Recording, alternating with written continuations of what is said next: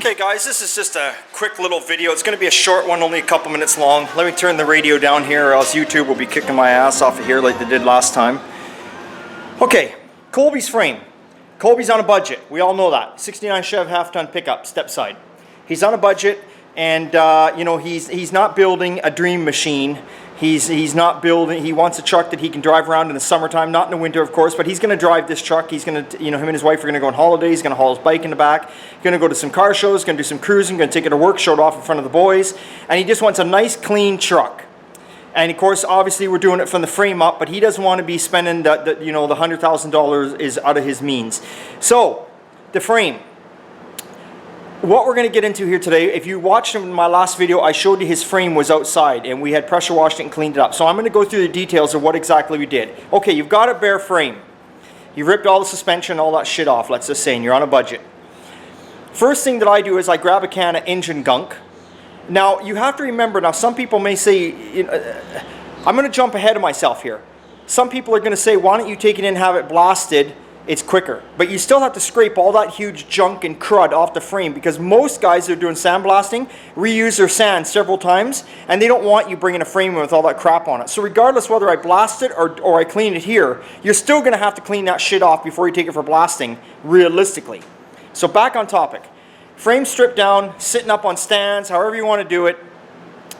I got a good pressure washer. I got a Honda pressure washer. I think it's like 2800 PSI. Rip the skin right off your arm if you get in the way of it. And so you got to have a good pressure washer. The trick to this is what I do is I just grab one can of engine gunk. I engine gunk the frame down, mainly the front half, because that's always where the oil and the shit and debris is. And I pressure wash it. And I usually spend a good hour pressure washing it, because don't forget you're on the clock. You're getting paid for this if you're bringing it to a shop. But you guys can do it at home, and well, it is what it is. So I spend a good hour pressure washing the frame.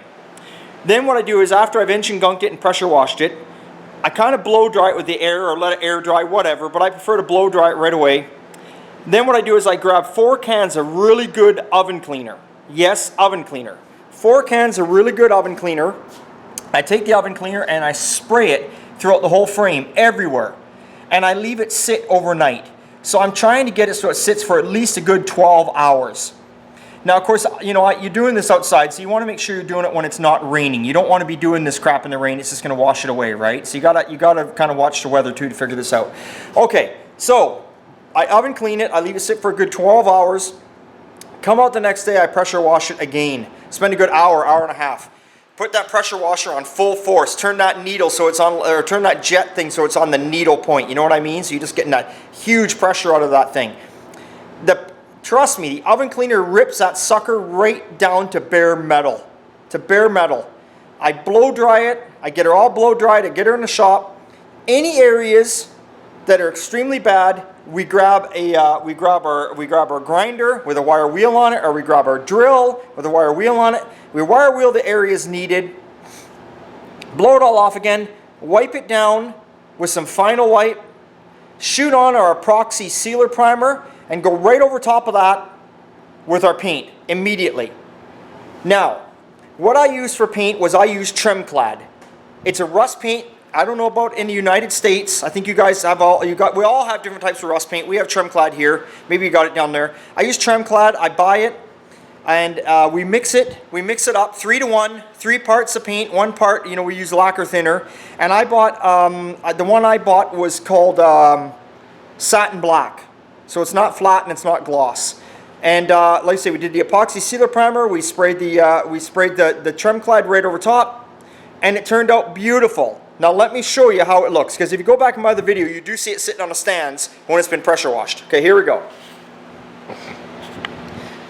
Now, of course, everything and anything you see in a picture or even on a video camera always is going to look good, unless you see it in real life. That's when you tell how something looks. But I'm going to film this as close as I possibly can so you can see how it turned out. Like I say, it's a satin black.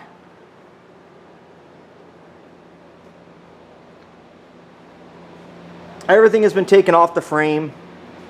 I mean, you can see, you know, I don't know if you can see or not, like I say, it's just a camera, but there's no big hunks of shit laying around or anything. You can even get up close You know, the pressure wash it cleaned it so good, the oven cleaner. Look at that. Even all the numbers that are on the frame just come up. You know, the oven cleaner is the answer, man. And you know what? I've used it on areas where there have been rubber parts, and it has not damaged the rubber parts whatsoever. You would think it would, but it has done nothing to them. Now, of course, there's no rubber parts on this frame. I'm talking about other things I've done in the past. But there's Colby's frame for a 69. Now, you're probably saying, what's the right way to do the frame? What's the wrong way to do the frame?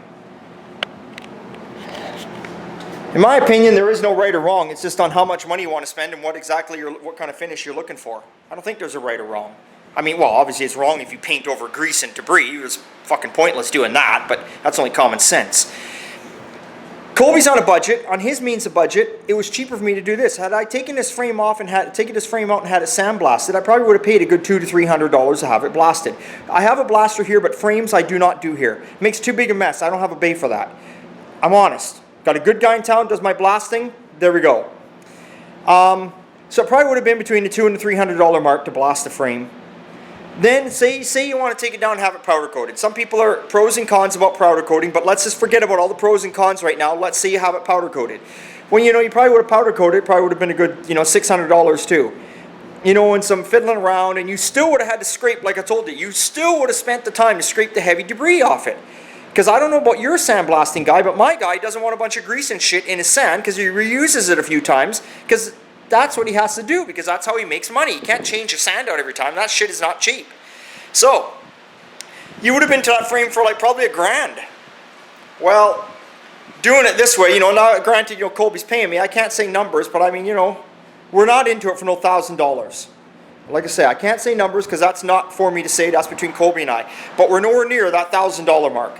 So if you're on a tight budget, there's absolutely nothing wrong with this. You've seen it. It looks beautiful. Now, some guys don't want to go powder coating. Some guys want to take the frame in, take it to the body shop and have it painted. And that's all good too. But again, you're buying paint, reducer, hardener, all the bullshit. You know, so I mean, it all adds up. So any guy that's at home just doing this themselves, remember the oven cleaner trick. Remember, you don't necessarily have to go out and buy the most expensive paint on the market. This was Tremclad. It was inexpensive, and it went a long ways. It looks beautiful. It's within Colby's budgets. It's within his means.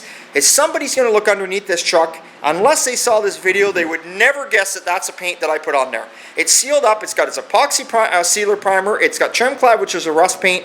The sucker's going to last as long as anything else, if not more, if you know what I'm saying. It looks beautiful. We're happy. And Colby's going to love it. I know he's going to love it. And that's it. So hopefully that helps some of you guys out there. It's all up to you. Like I say, building cars is not cheap, like you heard in my rant and rave. I am never ever did I mean in my rant and rave to tell people that there's no such thing as spending $200 in a car. There is. There's no limit to anything. You can spend it on a car, you can spend it on a house, you can spend it on anything. It's just, what's the point sometimes? What is the point? So, you know, you have to work within people's budgets, and we have to show these people that there are other ways around things to still make a nice, clean daily driver without scaring them off and saying, yeah, you have to spend that $200 to get it to look like this. You don't. You don't. This will look just as nice as some of these other vehicles that got that kind of money into them. It looks clean, it looks tidy, and that's all that it's about. That is all it's about. Unless you're going for a Riddler award where they're judging you on stuff like the frame and all that kind of stuff. But if you want to go to a normal car show, there's absolutely nothing wrong with this. It looks beautiful. Okay, guys. Hopefully that's a good tip for you. Remember, it's always good time at old time. We'll see you next time. Big thumbs up, and that's it. See you later.